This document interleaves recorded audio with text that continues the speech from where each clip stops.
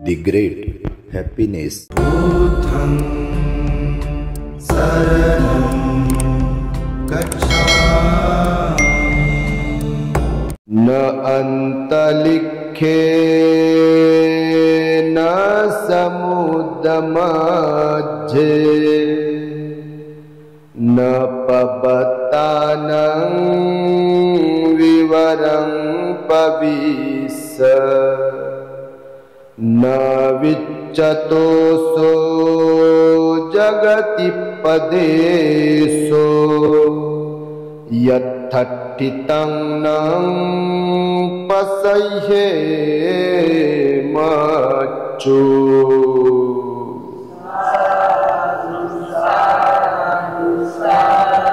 संपूर्ण विश्वाला ज्यांनी सुख शांती मानवता तथा दुःख मुक्तीचा आर्य संदेश दिला, असे ते दुःख मुक्तीचे मार्गदाता दुःख मुक्त महामानव महान कारुणिक तथागत भगवान सम्यक संबुद्ध तथागतांनी आपल्या शुद्ध प्रज्ञेतून निर्मिलेला सद्धम्म आणि त्याच सद्धम्माचा गेली 2500 वर्षांपासून सातत्याने अहोरात्र प्रचार आणि प्रसार करणारा पूजनीय भिक्खू संघ या महान आणि सर्वश्रेष्ठ अशा त्रिरत्नांना प्रथमतः त्रिवार अभिवादन करतो, ज्यांच्या महान आणि असीम त्याग प्रभावामुळे आपल्याला जो हा अनमोल असा बुद्ध धम्म लाभला आणि ज्यांच्यामुळे आपल्याला हे एवढे मोठे वैभव प्राप्त झाले, असे महान युग प्रवर्तक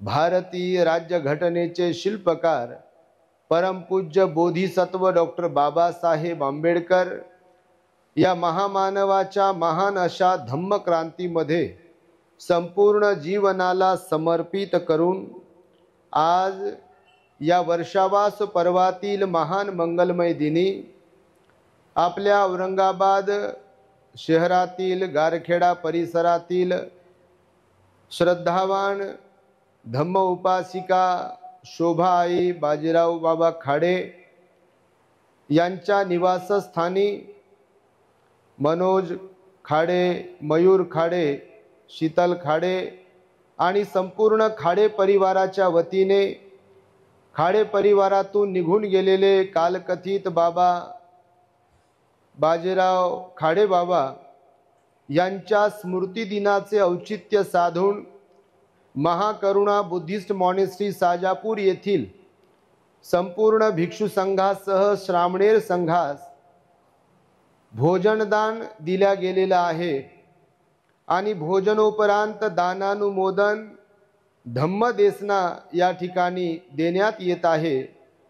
तेव्हा हा कार्यक्रम ज्यांनी आयोजित केला अशा संपूर्ण खाडे परिवाराच्या प्रती धम्मदेसना श्रवण करण्यासाठी उपस्थित असलेले नागपूर येथील संपूर्ण भगत परिवार, वर्धा येथील परिवार, त्यांचे सर्व नातेवाईक आप्तेष्ट, संपूर्ण श्रामणेर संघ, बालक तथा बालिकांनो, तद्वतच दी ग्रेट हॅपीनेस या आपल्या यूट्यूब चॅनलचे सर्वच दर्शक, सर्वप्रथम तुम्हा सर्वांच्या प्रती मंगल मैत्री सद्भावना व्यक्त करतो आणि आपणा सर्वांच्या दुःख मुक्तीकरिता तथागत भगवान बुद्धांद्वारा 2600 वर्षांपूर्वी शिकविलेल्या धम्मोपदेशास प्रारंभ करतो।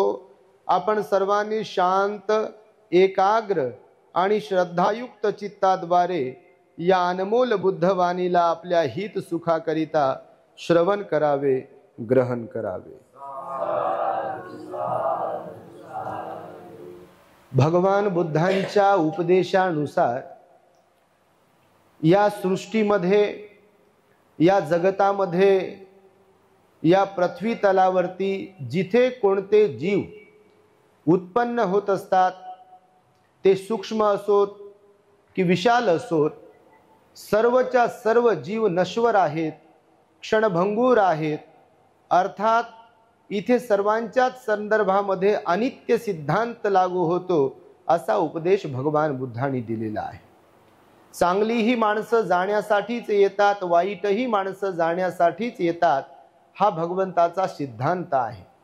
भगवंताने 2600 वर्षांपूर्वी सारनाथ येथील ऋषीपतन मृगदाय वनामध्ये जेव्हा उपदेश दिला पंचवर्गीय श्रावकांना, त्यांना उपदेश देत असताना भगवान बुद्ध बुद्धत्व प्राप्तीच्या नंतर लगेचच त्यांना सांगतात, शिकवतात की या विश्वामध्ये, या सृष्टीमध्ये, या सृष्टीचेच काही नियम आहेत.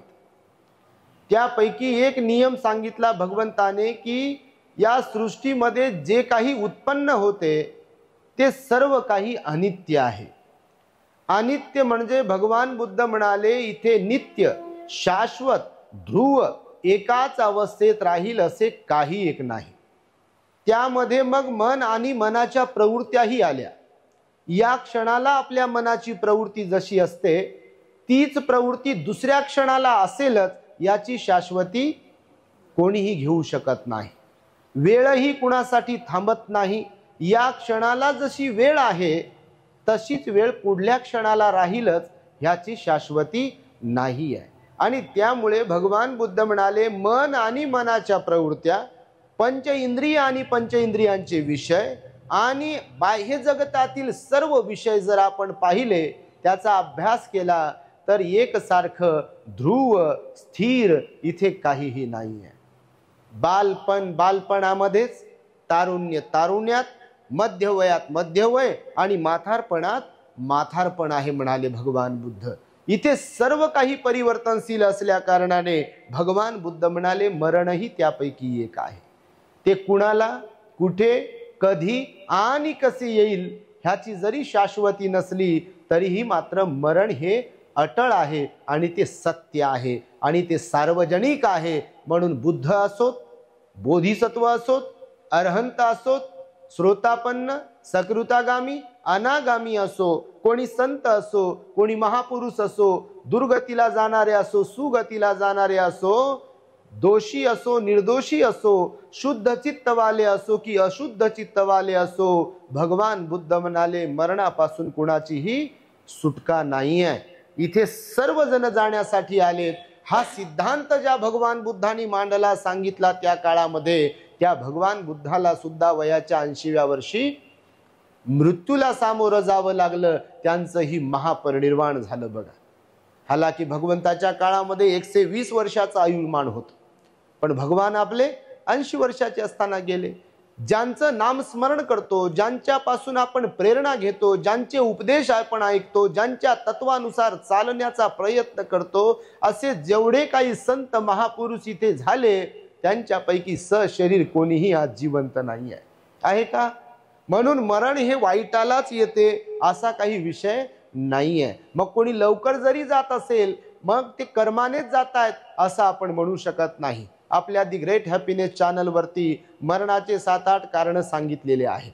वरवर करणी भगवंत म्हणाले की मरणाचे तर तसे 4च कारण आहेत. जसे एखादा दिवा मेणबत्ती विझण्याचे 4 कारण असतात, मरणही 4च कारणांपैकी एखाद्या कोणत्या कारणाने येते. जेव्हा कधी कुठे कुणाला येणार असेल, भगवान बुद्ध म्हणाले आयुष्य संपलं की मरण येते. आणि आयुष्य म्हणजे त्याची सीमा, त्याची लिमिटेशन आपण नाही तयार करू शकत, ती कर्माने ठरलेली आहे म्हणाले भगवान बुद्ध.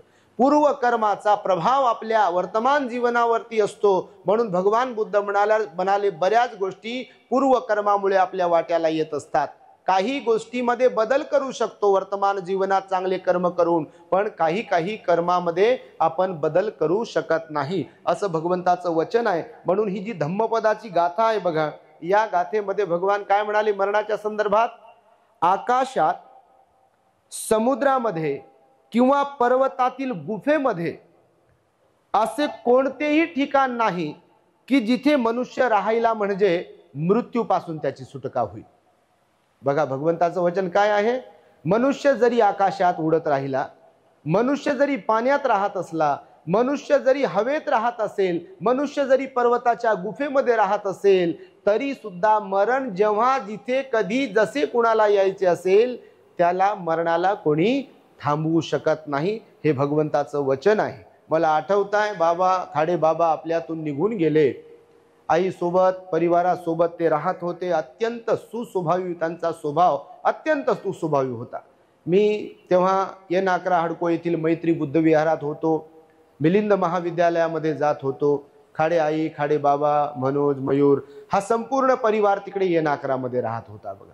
अगदी म्हणजे फार वर्षांपूर्वी अत्यंत मनोभावे आईची तेव्हाही तीच श्रद्धा होती, तशीच श्रद्धा होती आणि आजही तशीच श्रद्धा आहे बघा.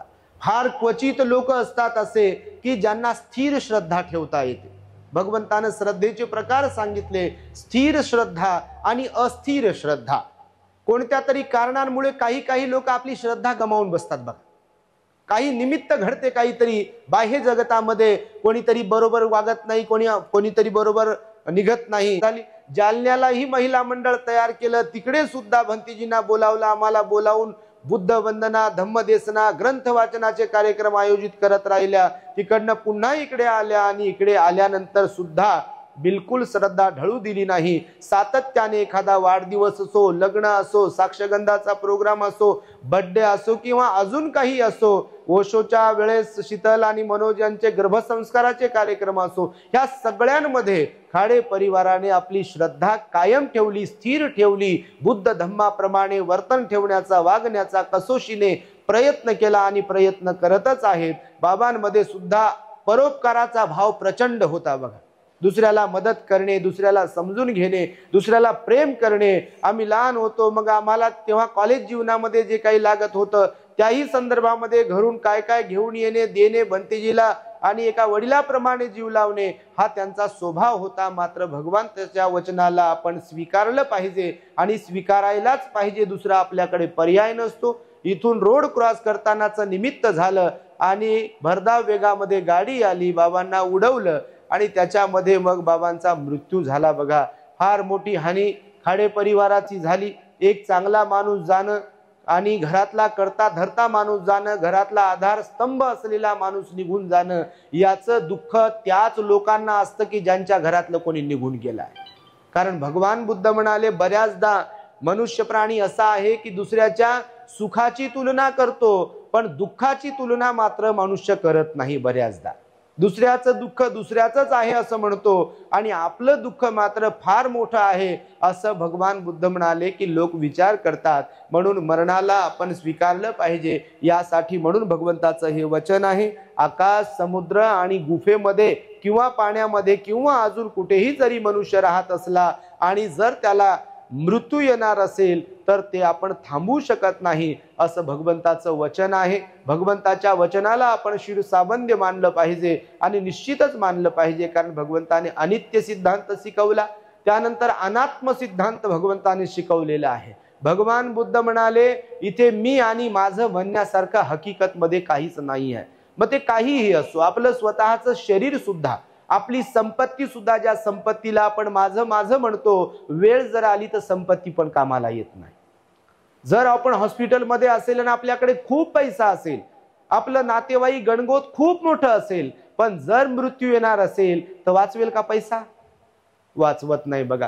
कितीही हॉस्पिटल जरी बदलले, कितीही डॉक्टर्स जरी बदलले, मृत्यू येणार असेल तर भगवान बुद्ध म्हणाले त्याच्यापासून आपली सुटका नाही आहे. आणि म्हणून मी आज आणि माझं म्हणण्यासारखं हकीकत मध्ये इथे काही नाही आहे. आपले केसही आपलं ऐकू शकत नाहीत, आपले दात आपलं ऐकू शकत नाहीत, आपले कान आपलं ऐकू शकत नाहीत, आपले गुडघे, आपली कंबर आपलं ऐकू शकत नाही, आपली जठराग्नी, पचनक्रिया सुद्धा आपलं ऐकू शकत नाही, आपलं रक्त आपलं ऐकू शकत नाही, आपले हाडे आपलं ऐकू शकत नाहीत, आपले पाय आपलं ऐकू शकत नाहीत, आपले डोळे आपलं ऐकू शकत नाही. शरीराचा कोणताही अवयव त्याला आपण ऑर्डर देऊन आपल्या मनाप्रमाणे वागण्यासाठी म्हणून सांगू शकत नाही. कारण एक काळ, एक वेळ आली की शरीरही आपलं साथ देणं आपल्याला सोडून देते बघा.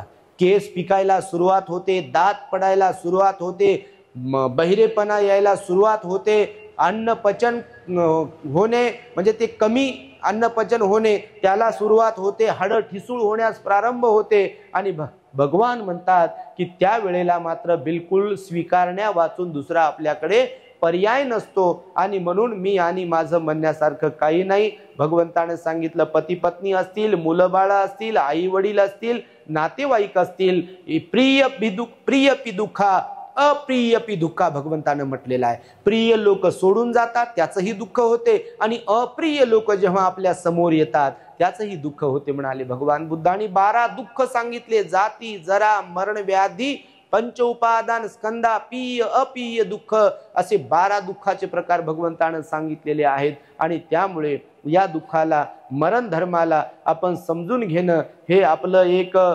कर्तव्यच म्हटलं पाहिजे. भगवान बुद्ध म्हणाले म्हणून जोपर्यंत आपण जिवंत आहोत तोपर्यंत आपल्या जीवनाचा सदुपयोग आपल्याला करता आला पाहिजे. खरं तर मनुष्याचं जीवन हे दाण्यासारखं आहे, बीजासारखं आहे. मनुष्याचं जीवन हे दाण्यांसारखं आहे, बीजासारखं आहे. म्हणजे ज्वारीचे दाणे, गव्हाचे दाणे वगैरे आपण म्हणतो त्या दाण्यासारखं जीवन आहे म्हणाले भगवान. ठरवलं तर खूप काही करता येते या जीवनामध्ये, पण जर आपल्या मनावर आपला कंट्रोल नसेल, आपल्या वाणीवर कंट्रोल नसेल, आपल्या शरीरावर आपला कंट्रोल नसेल तर आपल्याकडून काहीच घडू शकत नाही. भगवान बुद्ध म्हणाले मनुष्य सुपर पॉवर आहे, मनुष्यामध्ये मोठी पॉवर आहे, मोठी. भगवान बुद्ध म्हणाले खूप मोठी क्षमता आहे.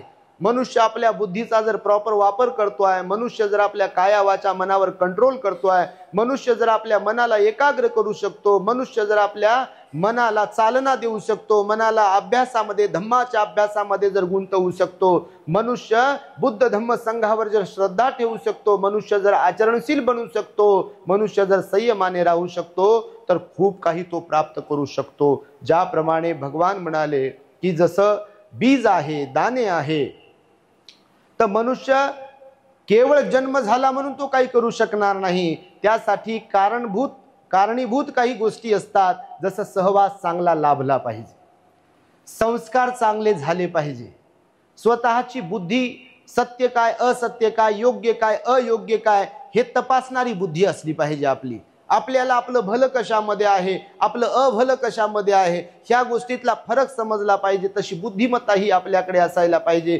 आपली बुद्ध धम्म संघावर श्रद्धा असायला पाहिजे. तरच आपलं जीवन त्या दाण्यासारखं, त्या बीजासारखं होते. प्रत्येक दाण्यामध्ये, प्रत्येक बीजामध्ये महाअरण्य दडलेलं असते. बघा, तुम्ही कधी अरण्य पाहिलं असेल, जंगल पाहिलं असेल, तर ते जंगल काही असंच तयार होत नाही. बघा, भगवान म्हणाले की प्रत्येक दाण्यामध्ये, प्रत्येक बीजामध्ये अरण्य दडलेलं आहे, पण केवळ बीज काही करू शकत नाही.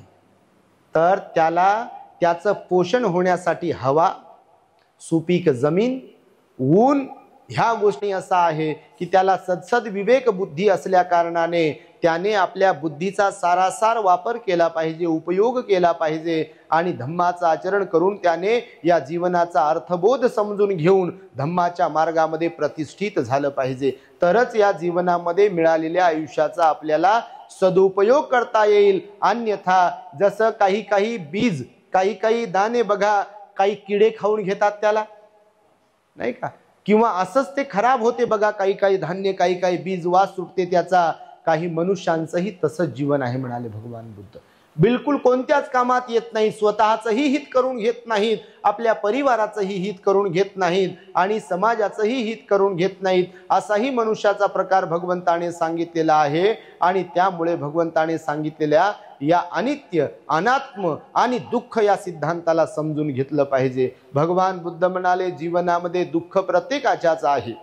मरण्याचं दुःख आहे, प्रिय लोक सोडून जाण्याचं दुःख आहे, आजारपणाचं दुःख आहे, म्हातारपणाचं दुःख आहे, जन्म झाल्याबरोबर बाळ रडते, बाळाला त्या दुःख आहे. आणि त्यामुळे या 12ही दुःखावरती उपाय म्हणून भगवंताने मध्यम मार्ग सांगितलेला आहे. त्यामुळे खाडे परिवार सदोदित धम्माचं आचरण करत असतो. आम्ही बऱ्याच वृद्धाश्रमांमध्ये, अनाथाश्रमांमध्ये खाडे परिवाराच्या माध्यमातून गेलेलो आहोत.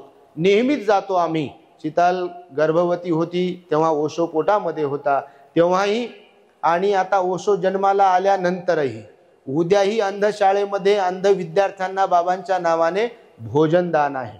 खाडे परिवार नेहमी सातत्याने, तुम्ही पाहत असाल कधी संपर्कातील लोक तर अनेक वृद्धाश्रमांमध्ये, अनेक अनाथाश्रमांमध्ये जाऊन त्या लोकांना जेवू घालणे, त्यांचा आनंद द्विगुणित करणे, त्यांचं दुःख हलकं करण्याचा प्रयत्न करणे, त्यांच्या सोबत राहणे, त्यांच्या सोबत बातचीत करणे, बोलणे, हे पुण्यकर्म सातत्याने करतात. आणि त्यामुळे बाबांच्या स्मृती निश्चितच या परिवारामध्ये कायम राहतील. कारण एक अत्यंत गुणवान वडील व्यक्ती घरातून गेल्याचं दुःख आहे, परंतु गेल्यानंतर त्यांच्या मरणोपरांत मृत्यू पश्चात आपण पुण्यकर्मही केलं पाहिजे. बऱ्याचदा आम्ही पाहतो समाजामध्ये काही लोकांना वाटते की एखादी व्यक्ती गेली म्हणजे संपला विषय. बऱ्याच लोकांचा, ज्यांचा पुण्यावरती विश्वास नाही आहे, ज्यांचा बुद्ध धम्माचा अभ्यास नाही आहे, अशा बऱ्याच लोकांना वाटतं की माणूस गेला म्हणजे संपला. बुद्ध धम्मामध्ये तसं सांगितलं नाही भगवंताने. पुनर्भव हा सिद्धांत भगवंताने मांडलेला आहे. कार्य कारण भाव प्रतित्य समुत्पाद हा सिद्धांत भगवंताने मांडलेला आहे. भगवान बुद्ध म्हणाले आपण भवचक्रामध्ये आहोत. प्रत्येक प्राणी कोणत्या चक्रात आहे? भवचक्रामध्ये. भवचक्र म्हणजे पुन्हा उत्पन्न होणार. ह्याचं भगवंताने इथे आत्मा नाकारलेला आहे. बुद्धाने म्हणाले की आत्मा नाही आहे. पंच उपादान स्कंदांची गोष्ट केली भगवान बुद्धाने. पंच उपादान म्हणजे 5 उत्पन्न होणारे स्कंध: नाम, रूप, संज्ञा, संस्कार, विज्ञान. आता हे शरीर जे बनलंय आपलं, हे 4 घटकांपासून निर्माण झालंय. पृथ्वी, आप, तेज, वायू, नाही का? या 4 घटकांपासून शरीर बनलंय. जेव्हा कधी कोणी मृत्युमुखी पडते तर नेमकं घडते काय? कोणी मृत्युमुखी पडते बघा, काय घडते तेव्हा? आपलं शरीर ज्या 4 घटकांपासून निर्माण झालाय, आपल्याला जेव्हा मृत्युमुखी पडल्यानंतर जर गाडल्या जाईल किंवा जाळल्या जाईल, तर या निसर्गातून जे 4 घटक या बॉडीमध्ये विलीन झालेले आहेत किंवा ही बॉडी निर्माण होण्यासाठी कारणीभूत ठरले आहेत, ते 4ही घटक आपण गेल्यानंतर या वातावरणात विलीन होतात. तुम्ही म्हणाल कसे? तर पृथ्वी हा एक घटक ज्याच्यापासून बॉडी बनली. प्रत्येक जीवाची बॉडी 4 घटकांपासून बनली. मग माणूस असो की कोणते प्राणी असो, तर पृथ्वी हा पहिला एक घटक आहे जो या बॉडीमध्ये असतो. तर कोणता पृथ्वी घटक आहे बॉडीमध्ये? पृथ्वी म्हणजे ठोस. ही धरणी आहे ना, ही ठोस आहे बघा. जरी गोल वाटते आपल्याला, म्हणजे ऍक्च्युअल मध्ये गोलच आहे. पृथ्वी कशी आहे? गोलच आहे. पण चालताना आपण कुठं आशे चाललो किंवा एकदम आशे चाललो, किंवा आता आपण झोपलेले आहोत आणि आता इकडे तोंड करून झोपलो होतो, पृथ्वी फिरत असेल तर मग आपण पश्चिमेकडे गेलो, असं होते का? तिची परिक्रमा ही तिच्या प्रकारची आहे, विशिष्ट प्रकारची आहे. म्हणून आपण पूर्वेकडे तोंड करून झोपलो, सकाळी उठून आता उत्तरेकडे झालंय, असं काही होत नाही. हिची फिरण्याची एक पद्धत आहे, पृथ्वीची निसर्ग निर्मित आहे, तिला कोणी फिरवत नाही, ती आपल्या आपल्या पद्धतीने फिरते. तर पृथ्वी घटक कोणता आहे शरीरामध्ये? तर हे जे मांस आहे, जे हाडे आहेत, ह्याला म्हटलंय पृथ्वी घटक. हे भगवंताने शिकवलं, तुमच्या माहितीसाठी सांगतो. बॉडी कशी निर्माण होते, मन कसं निर्माण होते, मन कसं कार्यान्वित होते, मनाशी केलेले कर्म कसे संबंधित घडत असतात, या संदर्भातील प्रत्येक छोटी छोटी गोष्ट भगवंताने शिकवली. म्हणून मृत्यूनंतर काय होते हे जेव्हा जर आपण पाहिलं, तर हा पृथ्वी घटक समजा आपल्याला मातीत गाडलं, तर काही वर्षानंतर ऑटोमॅटिकली अगोदर मांस मातीमध्ये मिक्स होते. बघा तुम्ही, काही ठिकाणी घराचं काम करताना जेव्हा खोदकाम केल्या जाते तर हाडाचा सापळा सापडते बघा. पण ती हाडं तशीच नसतात जेव्हा आपण जिवंत असतो. त्याचं घर्षण झालेले असतात, ते ठिसूळ झालेली असतात आणि ते तशी हाडं आपल्याला सापडतात. पण फार वर्षानंतर, हजारो वर्षानंतर जर पाहिलं तर पुन्हा मग त्या हाडाचा असा बारीक बारीक बारीक बारीक बुकता चुरा झालेला असतो बघा. कारण ते जीर्ण होतात, नष्टप्राय होणारे असतात. म्हणून पृथ्वी घटक आहे बॉडीमध्ये. आपल्याला जेव्हा गाडल्या जाते तेव्हा मांस, हाडे या पृथ्वी धातूमध्ये, मातीमध्ये मिक्स होऊन जाते. एक धातू गेला, एक घटक गेला. आप म्हणजे पाणी. पाणी पाण्यात मिक्स होते. याच्यातही पाणी आहे जास्त प्रमाणात. याच्या पाण्याची लेवल कमी झाली की डॉक्टर म्हणते आता काही खरं नाही. बघा तुम्ही हॉस्पिटलमध्ये गेल्यानंतर, रक्त म्हणजे पाणी आहे ना, किंवा पाणी पण आहे बॉडीमध्ये. पाणी पिलं नाही आपण तर वाचू काय, जगू काय आपण? केवळ अन्न खाऊन जगेल का माणूस? पाण्याची पण आवश्यकता आहे. म्हणून बॉडीमध्ये पाणी आहे, निसर्गातही पाणी आहे. जेव्हा आपला जीव जातो तेव्हा आपल्याला जर जाळल्या जाईल किंवा गाडल्या जाईल, तेव्हा या निसर्गामध्ये जे काही पाणी तत्व आहे, आप तत्व आहे, त्यामध्ये बॉडीतलं पाणी मिक्स होते. समजलं तुम्हाला? जर जाळलं तर त्या पाण्यात ती म्हणजे वाफ होईल आणि ते वातावरणामध्ये विलीन होईल. जर गाडलं तर बॉडीतलं पाणी या निसर्गाच्या पाण्यामध्ये विलीन होते, पाणी संपलं. बघा तुम्ही, पृथ्वी धातू संपतो, विलीन होतो. आप धातू पण विलीन होतो. त्यानंतर तेज धातू, तेज म्हणजे उष्णता. आता बॉडीला तुमच्या हात लावून पाहत मी, इथे पोटाला जठर जिथे आहे तिथे हात लावून बघा, गरम लागते बघा. जठर गरम असते. जठर अग्नी जर प्रज्वलित झाला नाही, जठर अग्नी सायंकाळ झाली, सूर्यावर डिपेंड आहे आपला जठर अग्नी जो आहे. पचनक्रिया कशावर डिपेंड, कशावर अवलंबून आहे. म्हणून भगवंतानं सांगितलं विकाल भोजन करू नये. का तर विकाल भोजन जर केलं समजा ज्याने, तर त्यांना आजार जडतात. त्याच्यात काय पाप पुण्य नाही असं फार जास्त, पण त्यालाही शिलाचा दर्जा दिला विकाल भोजना वेरमणी भगवंताने. का तर आपलं आरोग्य चांगलं राहावं म्हणून भगवंतानं शिलाचा दर्जा दिला. हालाकी त्याचं काम त्या 6व्या हे डायजेशन सिस्टम जे जठर अग्नी म्हटलं त्याला, जठर अग्नी तयार करतो. बिलकुल त्याच्यात ऍसिडिटी वगैरे भरतो, तेव्हा भूक लागते आपल्याला. आणि नेमकं तेव्हा जर टाकलं की बरोबर मग ते पचते. आणि जर नको तेव्हा त्याच्यात टाकलं, म्हणजे सूर्य मावळल्यावर जर टाकलं की ते विझलेले असते, त्याची वात ते विझलेलं असते. मग त्याचं काय रक्त बिक्त तयार होत नाही, त्याचा मेद तयार होते, म्हणजे त्याची चरबी तयार होते बघा. आणि चरबी तयार झाली की पोट वाढते, आपले काय काय वाढते. आणि मग काय काय वाढलं की आपले आजार सुरू होतात. मग गोळ्या खावा लागतात. आणि मग विचारूच नका मग काय काय घ्यावं लागते ते. म्हणून भगवंताचा तो नियम आहे ते सांगतो यासाठी की अग्नी लागते पोटालाही. आपल्या उष्णता पाहिजे असते. शरीर आपण जेव्हा जातो, आता भंतीजी त्या दिवशी गेले बघा, आम्ही भंतीच्या बॉडीला हात लावून ते पावडर वगैरे लावत होतो, ते हाडे असे ताट होऊ नये म्हणून प्रेताला भंतेजींच्या. तर मी हात ठेवला असा तर एकदम गार पडलं होतं बघा शरीर. जेव्हा कोणी मनुष्य मरतो तेव्हा शरीर गार पडते बघा, थंड पडते. का तर उष्णता निघून गेली आणि या बाह्य उष्णतेमध्ये वातावरणामध्ये विलीन झाली. उष्णता हा घटक तिसरा निघून गेला बघा. चौथा घटक कोणता सांगितला, वायू. आता याच्यात वायू आहे की नाही, हवा आहे की नाही, तर पहा हवा आहे की नाही. इथंच पाहते डॉक्टर अगोदर, हालचाल करत नसेल तर कुठे पाहते, एक तर इथं पाहते, इथं पाहते नाही, अगोदर इथं पाहते हे चालू आहे काय. समजा बेशुद्ध पडले असतील, श्वास बंद पडला असेल तर एक तर इथं पाहते, नाही तर नाडी पाहते, चेक करते डॉक्टर. आणि मग जर बंद पडला असेल सर्वच्या सर्व तर म्हणते गेले म्हणते आता, बरोबर की नाही. तर का पाहते, का थंड पडते, का हवा निघून जाते आपल्यातली आणि ती हवा निघून या बाह्य वातावरणामध्ये विलीन होते. म्हणून चारही घटक बघा निघून जातात. आता राहते काय, आता हे चार घटक, तो व्यक्ती गेला म्हणजे काय झालं, मग त्या घटकांचं विलीन झाले ना. आणि विलीन झाले म्हणजे आता पुन्हा जे कोणी जन्माला येतील हे चारही घटक घेऊनच जन्माला येतील. मग ते कोणाच्या बॉडीचे असतील, कोणाच्या बॉडीतले गेलेले असतील, हे सांगण्या इथपर्यंत आपली बुद्धी काही चालत नाही. लोकांना वाटते बापा बाप दाखवा नाही तर श्राद्ध घाला म्हणतात लोक, अशी एक मन आहे व्यवहारामध्ये. म्हणजे लोकांना जिथल्या तिथेच दाखवा म्हणतात. आता प्रत्येकाची बुद्धी, तिची क्षमता, तिची आकलन शक्ती सारखीच आहे का? प्रत्येक गोष्टीचं ज्ञान आहे का आपल्याला?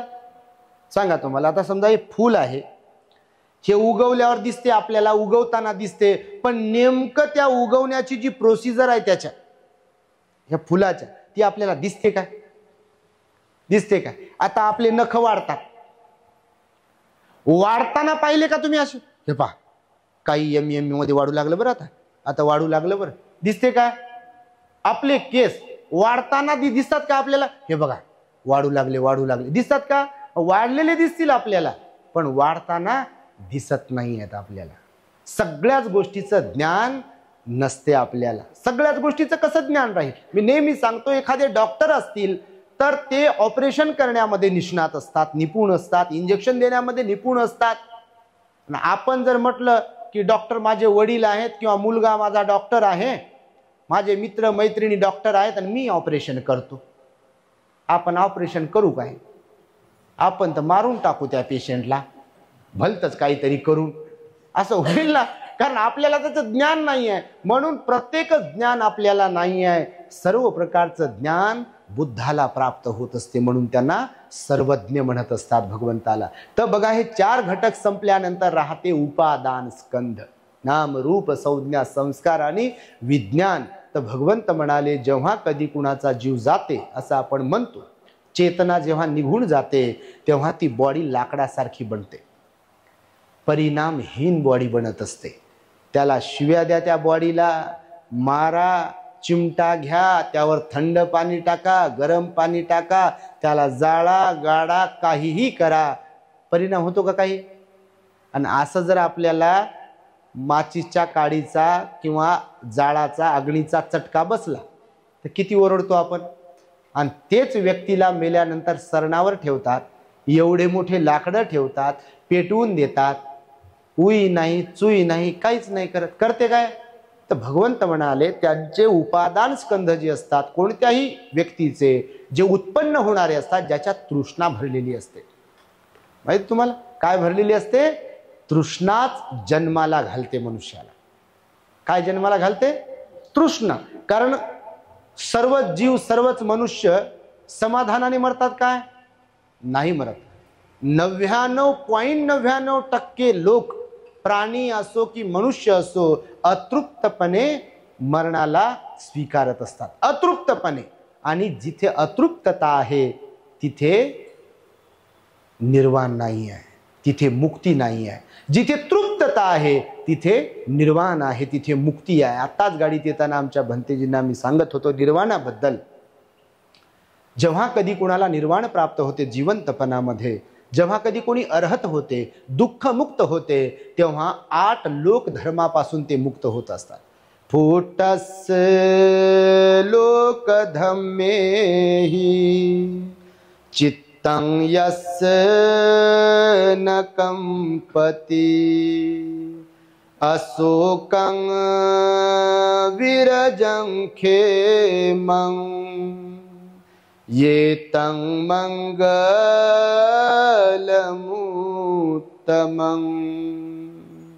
ही बुद्धाची वाणी आहे बघा. काय म्हणाले भगवान? फुट्ठस्स लोकधम्मेहि चित्तं येस न कंपति अशोकं विरजं खेमं ये तं मंगलमुत्तमं. फुट्ठस्स लोकधम्मे म्हणजे 8 लोक धर्म सांगितले, जे सार्वजनिक आहेत, सर्वांच्या वाट्याला येतात. कोणती जात धर्म कोणताही असो, श्रीमंती असो गरिबी असो, शिक्षित असो अशिक्षित असो, सर्वांच्या वाट्याला 8 लोक धर्म येत असतात. आणि त्या 8 लोक धर्मांमुळेच माणसं विचलित होत असतात. आपण का विचलित होतो माहिती आहे तुम्हाला? कोणतीही व्यक्ती का विचलित होते माहिती आहे तुम्हाला? 8 लोक धर्म जेव्हा जेव्हा डोकं वर काढतात तेव्हा आपण विचलित होत असतो. कोणते 8 लोक धर्म शिकवले सांगितले भगवंताने आपल्या? पहिली गोष्ट सुख आणि दुःख हे 2, यश आणि अपयश हे 2, 4, लाभ हानी हे 2, 6, त्यानंतर निंदा आणि प्रशंसा हे 2, 8. कोणाच्या नाही वाट्याला येत? सुख कोणाच्या वाट्याला येत नाही, दुःख कुणाच्या वाट्याला येत नाही, यश कुणाच्या वाट्याला येत नाही, अपयश कुणाच्या वाट्याला येत नाही, लाभ कुणाच्या वाट्याला येत नाही, अलाभ कुणाच्या वाट्याला येत नाही, निंदा कुणाच्या वाट्याला येत नाही, प्रशंसा कुणाच्या वाट्याला येत नाही. असे असेल का कोणी या जगतामध्ये की ज्यांच्या वाट्याला हे 8 लोक धर्म येत नाहीत? पण भगवान बुद्ध म्हणाले दान, शील आणि समाधीच्या मार्गावर जे पुढे पुढे पुढे पुढे जात असतात, ज्यांची बुद्ध धम्म संघावर श्रद्धा असते, ज्यांनी स्वतःचं मन निर्मळ बनविण्यासाठी स्वतःच्या मनामध्ये वैराग्याचा भाव, त्यागाचा भाव, कारुण्याचा भाव, दयेचा भाव उत्पन्न करण्यासाठी दान पुण्य केलेलं आहे, शील पालन केलेलं आहे, निरंतर अविरतपणे ध्यान केलेलं आहे, अशा व्यक्तीचं चित्त निर्मळ बनत असते. ते श्रोतापन्न अवस्थेकडे जाते, सकृतागामी अवस्थेकडे जाते, अनागामी अवस्थेकडे जाते आणि मग अर्हत होते. आणि जेव्हा कधी कोणी व्यक्ती अर्हत होते त्यांना निर्वाण प्राप्त झालं. आणि निर्वाणाची जी अवस्था असते ती अवस्था असते न्यूट्रल. आणि न्यूट्रल अवस्था म्हणजे काय? तर या 8 लोक धर्माचा त्यांच्यावर काहीच परिणाम होत नाही.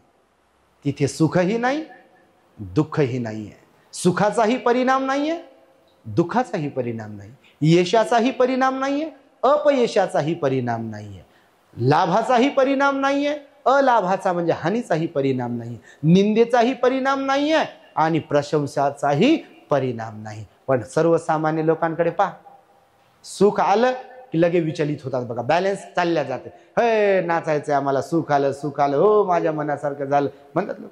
पुन्हा दुःख आलं, रडत बसायचं, रुंगून बसायचं, एकदम खाली मान घालून बसायचं आणि बिलकुल असं बघा लगेच विचलित होते आपलं मन.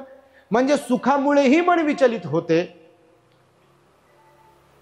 आणि दुःखामुळेही मन विचलित होते. सुखात म्हणते मला कोणी नको म्हणते, बस हे आमचंच आहे म्हणते, आम्हालाच भोगायचं ना, आमचंच आहे, आम्हीच प्रयत्न केले वगैरे वगैरे, दुसरा कोणी वाटेकरी झाला नाही पाहिजे म्हणते. मन विचलित होते बघा, बिलकुल मनातलं प्रेम आपुलकी जिव्हाळा बिलकुल निघून जाते. एकदम गुंग होतात, धुंद होतात लोक आणि आपल्या आपल्या त्या नशेमध्ये लोक राहतात. सुख जे कोणतं प्राप्त होते, परंतु अर्हत किंवा निर्वाणाला प्राप्त झालेली व्यक्ती जी दुःखमुक्त झाली आहे, जे पुन्हा या भवचक्रात येत नाही, त्यांच्या वाट्याला सुख जरी आलं तर ते विचलित होत नाही, दुःख आलं तरी विचलित होत नाहीत. आता भगवंताला त्या देवदत्ताने दगड मारला, त्याचा तुकडा लागला भगवंताला, दगड तर नाही लागला पूर्ण, तुकडा लागला भगवंताला. तर भगवंत म्हणले पाहून घेतो तुला मी, आता दगड मारला का तू, मला पाहून घेतो. असे बोलले का भगवान? बोलतील कसे ते भगवान? सम्यक संबुद्ध महापरिनिर्वाणाला प्राप्त सर्वज्ञ होते. भगवान म्हणाले दुःख झालं की विचलित जे होत नाहीत ते मुक्त अवस्थेला प्राप्त असतात, ते पुन्हा जन्माला येत नाहीत.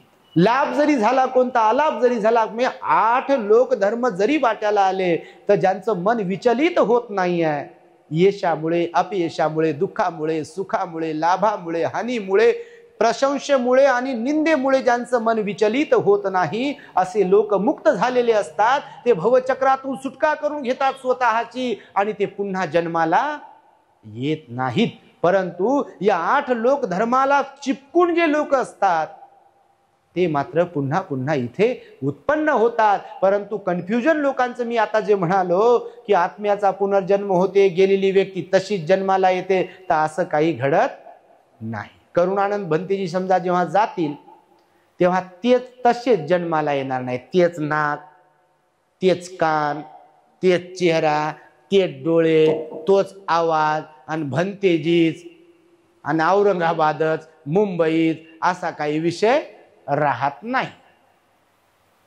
त्या उपादान स्कंधाची जी गती आहे ती कर्माने ठरत असते.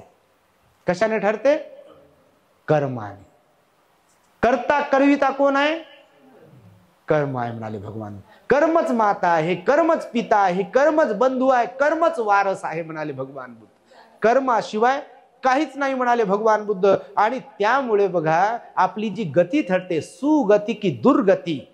मी नेहमी आमच्या पोरांना, श्रामणेरांना सांगतो, उपासकांनाही बोलताना सांगतो, भगवंताच्या काळात जेव्हा कधी कोणी जायचं, मरायचं, तेव्हा लोक भगवंताकडे विचारणा करायचे, भगवान कोणती गती प्राप्त झाली असेल? भगवान मग सर्वज्ञ तर होणे. भगवान बुद्ध लगेच एका क्षणात पापणी लवली की लगेच सांगायचे भगवान सुगतीला गेले की दुर्गतीला गेले. माहिती तुम्हाला? ही सर्वज्ञता भगवंताकडे होती आणि ते भगवंतच सांगू शकतात. आपण नाही म्हणू शकत की आपल्या घरचे गेले आणि कुठं गेले, मग बाबा दिसत कसे नाही, कुठं काय नाही, असं नाही म्हणू शकत. कोणी म्हणू शकत नाही, कारण ते आपल्याला समजत असतं तर आपण अर्हतच. मग कोणाला कसं काही कसं कळेल? त्याच्यासाठी काही करावं लागेल ना, मेहनत करावं लागेल. मग मी लेखक आहे, मी साहित्यिक आहे, मला फार ज्ञान आहे, मला लय वंदना पाठ आहे, लय सुत्त पाठ आहे, मला पाली भाषा येते, मला सगळं वाचता येते, लिहिता येते, मी रोज उयारात जातो, वंदना घेतो आणि लय काय काय मला माहित आहे, सगळंच माहित आहे मला. सांगा बरं, लिमिट आहे. आपल्या ज्ञानाची लिमिट असते आणि भगवंताच्या बोधीची लिमिट नसते. भगवंताची बोधी अनलिमिटेड असते. विज्ञानही लिमिटेड आहे पण बोधी मात्र अनलिमिटेड आहे. आणि त्यामुळे पुनर्भवाचा सिद्धांत भगवंताने जो सांगितला तो भवचक्राच्या माध्यमातून सांगितला. तृष्णा पुन्हा जन्माला येते हे भगवंताने सांगितलं. पण तोच चेहरा, तेच घर, तीच माणसं काही राहत नाहीत. 31 योनीपैकी कोणत्या तरी योनीत जातो आणि सर्वात जास्त सगळे लोक दुर्गतीला जाणाऱ्यांची संख्या जास्त आहे. कारण जीवनाचा अर्थ 99% लोकांना कळत नाही. कारण लोक अंधाधुंद जीवन जगतात, अज्ञानपणातून वाईट कर्म करतात आणि म्हणून दुर्गतीला जाणाऱ्यांची संख्या अधिक आहे, तर सुगतीला जाणाऱ्यांची संख्या नगण्य आहे, फार कमी आहे म्हणाले भगवान. होशमध्ये थोडी लोक जीवन जगतात. सगळ्यांचाच विश्वास आहे का दानावर? सगळ्यांचाच विश्वास आहे का शिलावर? सगळ्यांचाच विश्वास आहे का ध्यानावर? सगळेच लोक खरोखरच बुद्ध धम्म संघाच्या प्रति श्रद्धा आहे का सर्वांचीच? नाही आहे. तर म्हणून भगवंत म्हणाले की जेव्हा कधी व्यक्ती आपल्या घरातली निघून जाते तेव्हा आपण असा विचार कधी करता कामा नये की झालं आता संपला विषय. जरी त्यांचा सहवास प्रत्यक्ष आपल्याला म्हणजे आता लाभत नाही आहे गेल्यानंतर, पण भगवान बुद्ध म्हणाले त्यांचे जे कर्म असतात त्या कर्मानुसार त्यांना जी कोणती गती प्राप्त झाली आहे जिथे कुठे, भगवंताच्या वचनावर आपण विश्वास ठेवला पाहिजे. आणि ही जी परंपरा भगवंताच्या काळापासून चालत आलेली आहे, मृत व्यक्तींच्या नावे पुण्यकर्म केलं पाहिजे म्हणाले भगवान. का? तर ते आपले प्रियजन आहेत ना, त्यांच्यावर आपलं प्रेम आहे ना. मग ते आई असो, वडील असो, बहीण असो, भाऊ असो, मग आपण ते गेल्यानंतर जर प्रेम थांबवतोय याचा अर्थ आपलं प्रेम खोटं होतं. सरळ त्याचा अर्थ तसा आहे. म्हणून भगवान बुद्ध म्हणाले जर ते प्रिय होते तर ते गेल्यानंतर सुद्धा त्यांच्या नावे तुम्ही दान पुण्य केलं पाहिजे, संघाला दान दिलं पाहिजे म्हणाले भगवान. जर ते जिवंत असते तर त्यांना कपडे घेऊ शकले असते की नाही? आपल्या प्रिय लोकांना कपडे घेतो ना. तर भगवान बुद्ध म्हणाले ते जिवंत नाही आहे तर त्यांच्या नावाने तुम्ही वस्त्रदान दिलं पाहिजे. आणि जर संघाला तुम्ही चिवरदान देतात, आज बघा खाडे आई परिवाराच्या वतीने चिवरदान पण भिक्षू संघाला दिल्या जात आहे. तर भगवंताचं वचन आहे मी जे आम्ही नेहमी सांगतो की चिवरदान दिलं पाहिजे. जे गरीब आहेत लोक त्यांना तुम्ही सर्वसामान्य वस्त्र दिले पाहिजे. फक्त फरक एवढाच आहे की संघाला दिल्यानंतर महान फल मिळते आणि सर्वसामान्य चांगल्या गृहस्थाला जरी दिलं तरी त्याचं फळ मिळते पण कमी मिळते. जसं सुपीक जमीन आणि असुपीक जमीन त्याच्यातला फरक आहे आपण सांगितलेला. दानच सारखंच जरी दान फळ त्याचं वस्तू असली तरी ते कोणाला देतोय ह्याच्यावर त्याचं फळ अवलंबून आहे. म्हणून आपल्या घरातील व्यक्ती जे गेलेले असतात त्यांच्या नावे सदैव आपण दान पुण्य केलं पाहिजे. जर त्यांना वस्त्र घेऊ शकत होतो तर आपण त्यांच्या नावाने आता वस्त्रदान दिलं पाहिजे.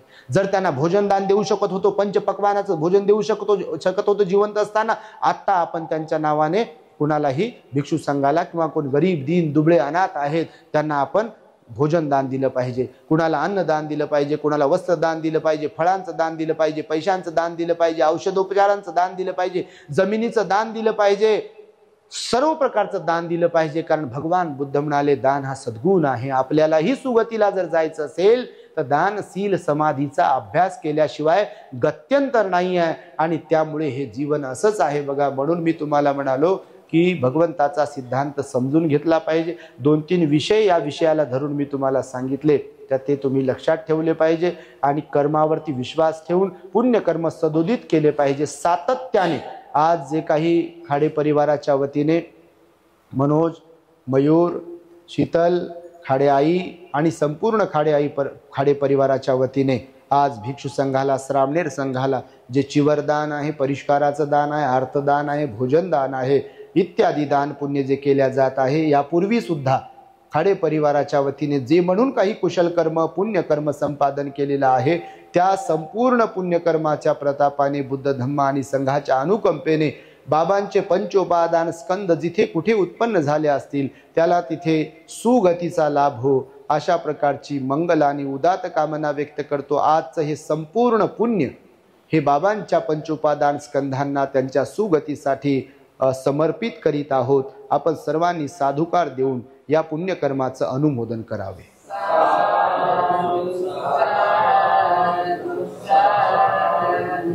भवतो सब मंगलम रक्षन्तु सब देवता सब बुद्धानुभावेन सदा सुखी भवन्तु ते.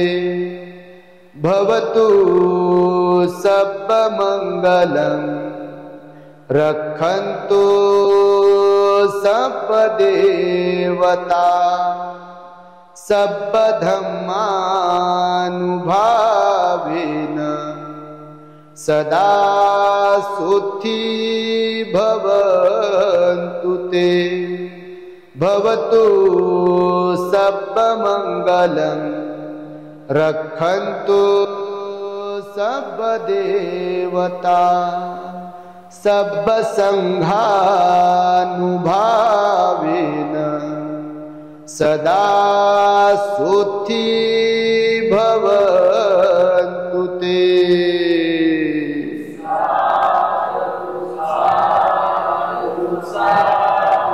बुद्धं नमामि धम्मं नमामि